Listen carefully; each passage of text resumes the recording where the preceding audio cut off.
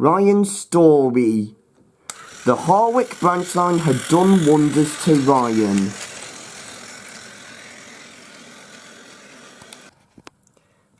And he knew all the jobs to complete.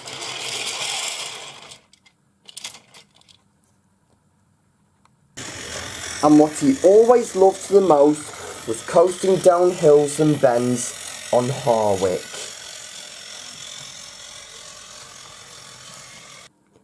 Later that night, Ryan puffed into the sheds feeling very tired. He was so worn out.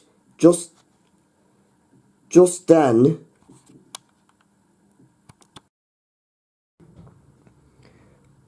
the other engines at the sheds could see that Ryan looked very exhausted. "Hello, Ryan," said Edward. "How was work at the Harwick branch line?" "It's been exhausting," said Ryan. "Thanks for asking that anyway. What are you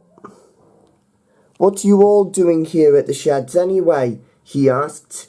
"Well," said Donald, we've been working as hard as you have," he said, "on the main line."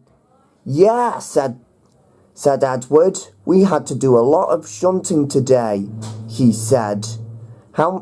How many jobs did you do at the Harwick branch line?" Well, said Ryan, "I did shunting also and pulling passengers."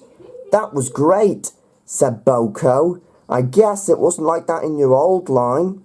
"It was, actually," said Ryan. "Perhaps," he said, "I might tell you all a story about my history."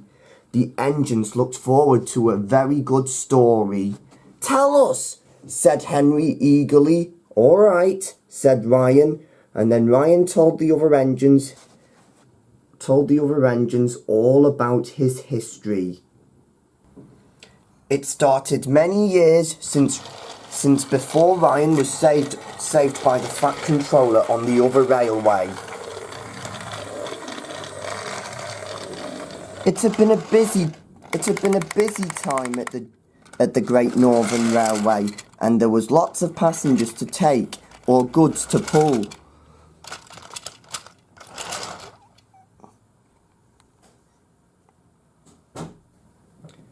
Ryan had always liked meeting passengers and engines that were very nice.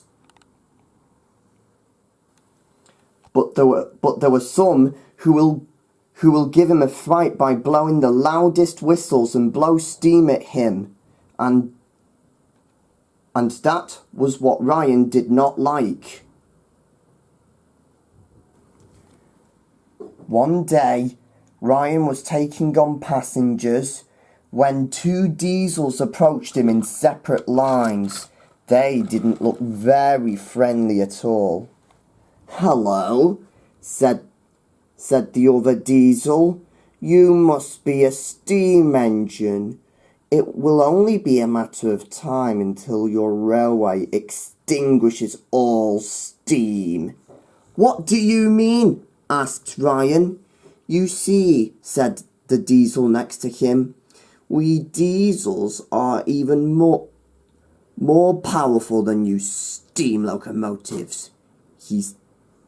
The diesel continued. "Yeah," said the other, "it will only be a matter of time until your railway gets rid of you all and replace you all with modern engines like us, the diesels." "I'll have you know that it won't happen," said Ryan. "You'll see." "I'm afraid it will," said the other diesel. You'll only last a few years on this railway. So will your friends.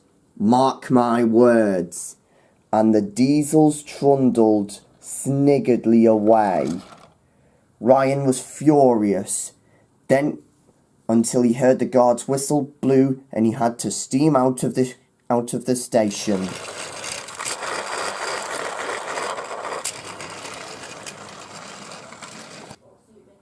That night, Ryan came home from his trip to the station. The station master had flagged him down. He had bad news. "Ryan," he said, "I'm sorry, but This whole railway is going to be dieselised. Your friends have gone to the other railway. And there's more room for you.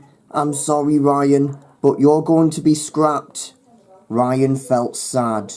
What? He said. Goodbye, Ryan. Time for you to be scrapped, said the station master, and he walked off. No, don't leave, shouted Ryan. He was about to puff backwards when a diesel rolled in front and biffed Ryan hard. Get a move on to the scrappy, said the diesel, and he set to work.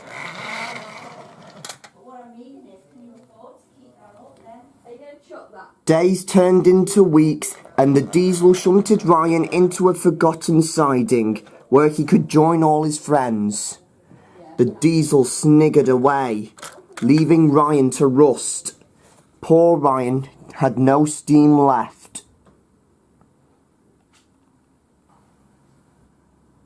Until years later, all of Ryan's friends were all cut up, and there was nothing that Ryan could do.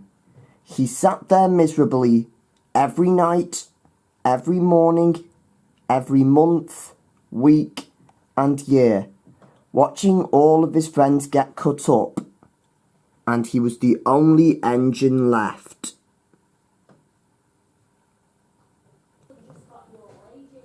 Until that day, Ryan was awoken by a man with a top hat. He looked at Ryan with great interest. You will make a fine, useful engine on my railway, he said. Who are you? Asked Ryan.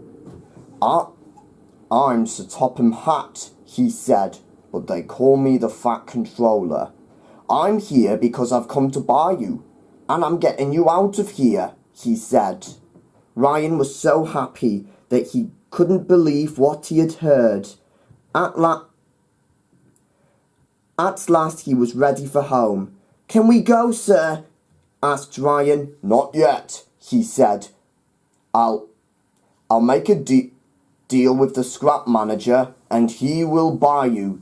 Ryan was so happy that he could not believe that he had been waiting for this day for a long time. His days at the scrapyard were over, and he couldn't wait to be setting off to his new home. And that's what happened in the end, said Ryan, finishing his story. After the Fat Controller saved me from the other railway, he took me to the works, gave me this new purple coat of paint, and wrote my former writings and my former numbers, he said, and brought back my nameplates. What a good story, Ryan, said Boko. Yeah, said Henry. If I had been scrapped, I would be scared too. Yeah, said Edward. You were very brave indeed. Always, said Ryan, and he could not have felt even more happier. For the rest of the night, Ryan and the others all went to sleep in the sheds, waiting for the next day to come.